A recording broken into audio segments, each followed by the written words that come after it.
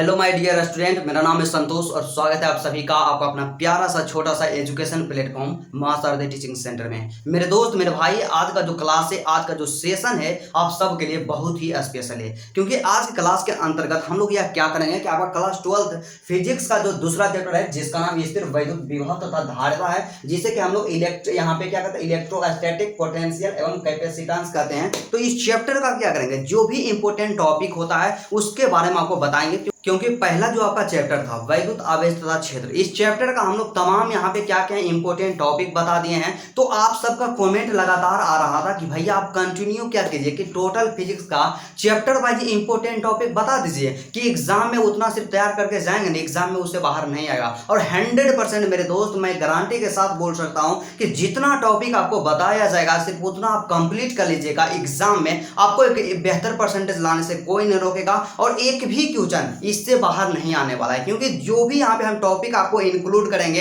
NCERT से ही include करेंगे, और एनसीईआरटी जो होता है ना बिहार बोर्ड का सिलेबस है, और इससे बाहर कभी ना पूछा गया था और ना ही कभी पूछा जाएगा। बस आपसे एक छोटा सा रिक्वेस्ट है, आप लोग सिर्फ 5 मिनट अपने जीवन का यहाँ पे समय निकालिए और इंपॉर्टेंट टॉपिक के बारे में समझिए, और अपना पेन और पेपर को लेकर के बैठिए और नोट करते जाइएगा कि कौन सा इंपॉर्टेंट टॉपिक है। तो चलिए आज का क्लास बिना टाइम के इन्वेस्ट किए मेरे दोस्त स्टार्ट करते हैं। बस आपसे एक छोटा सा रिक्वेस्ट है, यदि आप मेरे चैनल पे नए हैं तो मेरे भाई चैनल को भी सब्सक्राइब जरूर कर लीजिएगा। सबसे पहले हम लोग यही बात करेंगे, टाइम का इन्वेस्ट नहीं करेंगे, क्योंकि मेरा मकसद क्या होता है कि आप सबको उस गलती को नहीं करना है जो एक बेवकूफ स्टूडेंट करता है। आपको हमेशा क्या करना, स्मार्ट स्टडी करना, अपना सिलेबस को जानना है कि हमें क्या पढ़ना है, क्योंकि पढ़ने के लिए तो बहुत कुछ है, लेकिन आपको पढ़ना वही है जो एग्जाम में पूछा जाता है। क्या, जो बोर्ड एग्जाम में पूछा जाता है आपको वही पढ़ना है। तो सबसे पहला इंपॉर्टेंट टॉपिक के बारे में बात कर लेते हैं, जो कि मोस्ट इंपोर्टेंट है यहाँ पे।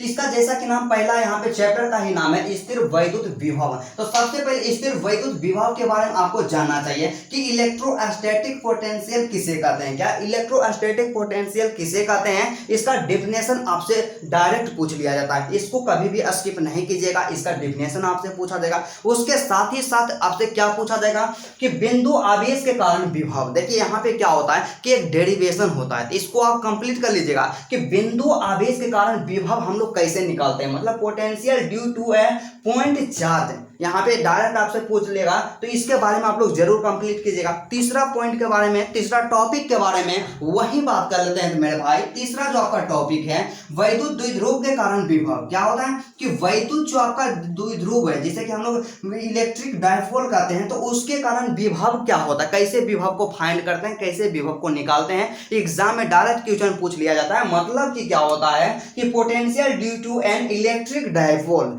मोस्ट इंपोर्टेंट है, एग्जाम में कई बार पूछा गया है और 2026 एग्जाम के लिए मोस्ट इंपोर्टेंट है। और इन तमाम टॉपिक्स में से आप लोग अपने अनुसार देखिएगा कि आपको कितना टॉपिक कंप्लीट है, कितना टॉपिक इनकम्प्लीट है, और जो टॉपिक आपको कंप्लीट नहीं है ना ब्रदर, उसको जल्दी से कंप्लीट करने का प्रयास कीजिएगा, क्योंकि क्या होता है कि एग्जाम में 100% इसी से पूछा जाएगा। तो चलिए सबसे पहला, उसके बाद अगला जो यहाँ पे टॉपिक आता है आवेशों के निकाय के कारण विभव। क्या, आवेशों के निकाय के कारण विभव मतलब potential due to a system of charge, most important topic है। और उसके बाद अगला जो होता है कि समविभव पृष्ठ। क्या, समविभव पृष्ठ मोस्ट इंपोर्टेंट है। समविभव पृष्ठ के बारे में जानते हैं, इतना मतलब जितना इसके बारे में बोले ना ब्रदर उतना कम पड़ेगा, क्योंकि समविभव पृष्ठ एग्जाम में कई बार लगातार पूछा गया कि समविभव पृष्ठ को परिभाषित कीजिए। क्या, समविभव पृष्ठ को परिभाषित कीजिए, या समविभव पृष्ठ किसे कहा जाता है, इसी तरह से आपसे क्वेश्चन पूछा जाएगा। तो इसको जरूर यहाँ पे कंप्लीट कर लीजिएगा। ये इसका इंग्लिश में मीनिंग क्या था, इक्विपोटेंशियल सरफेस, इसको जरूर कंप्लीट कीजिएगा।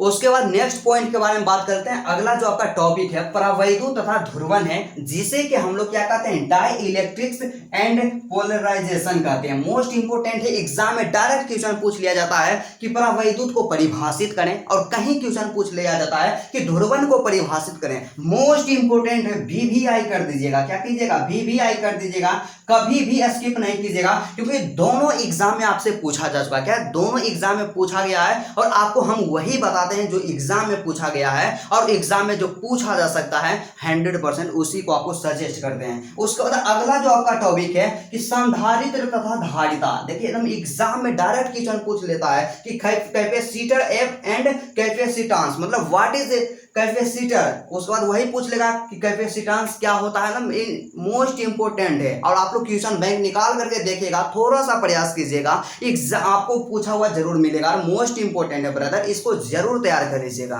उसके बाद अगला जो आपका टॉपिक होता है समानांतर पट्टिका संधारित्र। क्या समानांतर पट्टिका संधारित्र मतलब पैरेलल प्लेट कैपेसिटर किसको कहते हैं, समानांतर पट्टिका संधारित्र को परिभाषित करें, एग्जाम में डायरेक्ट इसका डेफिनेशन पूछा जाएगा। तो इससे रिलेटेड जितना भी चीज होता है उसको आप लोग 100% कंप्लीट कर लीजिएगा, क्योंकि क्या होता है मेरे दोस्त, आपको बेहतर बनना है ना तो बेहतर की तरह आपको पढ़ना ही पड़ेगा। क्योंकि जब भी बोर्ड एग्जाम में टॉप करते हैं तो आप लोग सोचते हैं कि कितना लकी है कि बोर्ड एग्जाम में टॉप कर गया है, लेकिन ब्रदर जी जानते हैं आप लोग जितना लकी उसको बोलते हैं, थोड़ा सा क्या कीजिएगा कि उनका इंटरव्यू देख लीजिएगा, उनका इंटरव्यू देख लीजिएगा, वो अपने बारे में बताएंगे कि हम कितना घंटा पढ़ते थे, किस तरह से पढ़ते थे, उनके पीछे एक बहुत बड़ा संघर्ष होता है। कई ऐसे मेरे स्टूडेंट होते हैं जिनका सपना होता है कि हम भी 2026 के एग्जाम में टॉपर बने, लेकिन उनको लगता है ना कि मतलब नॉर्मल स्टूडेंट टॉपर नहीं बन सकता। जो टॉपर बनता है उस शुरुआत से बहुत ब्रिलियंट होता है, पढ़ने में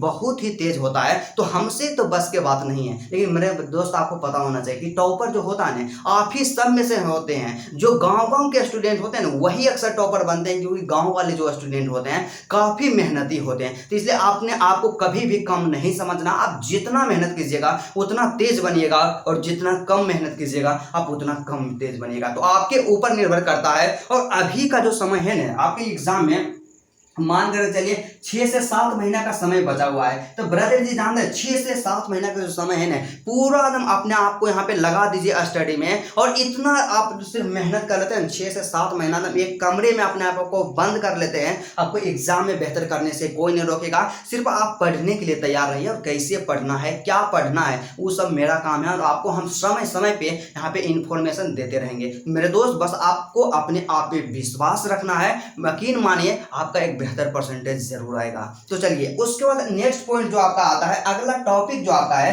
कि धारिता पर परावैद्युत का प्रभाव। क्या धारिता जो होता है उस पर परावैद्युत का प्रभाव कैसे पड़ता है, क्या परावैद्युत का प्रभाव क्या पड़ता है, डिटेल में इसको पढ़ना है कि आपको समझना है। क्योंकि क्या होता है कि फिजिक्स को जब तक आप समझिएगा नहीं ने तब तक आप बेहतर नहीं बन सकते हैं। तो आप जहां भी पढ़ते होंगे, या ऑनलाइन पढ़ते होंगे या ऑफलाइन पढ़ते होंगे, जिस भी टीचर से पढ़ते होंगे उनके ऊपर विश्वास रखना है, और 100% जो बताते हैं उस पर सिर्फ आपको काम करना और समझना है। क्योंकि यदि आप समझते हैं तो आपको याद करने में काफी आसानी हो जाएगा। तो मेरे दोस्त आपसे रिक्वेस्ट है कि यहाँ पे जो भी टॉपिक बताएं उसको इग्नोर नहीं कीजिएगा, ठीक है। उसके बाद अगला जो आपका टॉपिक होता है मोस्ट इंपोर्टेंट है कि संधारित्रों का संयोजन। क्या संधारित्र का संयोजन कैसे करते हैं, क्या हम समांतर क्रम में संयोजन करते हैं या श्रेणी क्रम में संयोजन करते हैं। तो समानांतर क्रम में संयोजन कैसे किया जाता है, श्रेणी क्रम में संयोजन कैसे किया जाता है, पूरा डिटेल में इसको पढ़ना है। एग्जाम में क्वेश्चन आपसे पूछा जाता है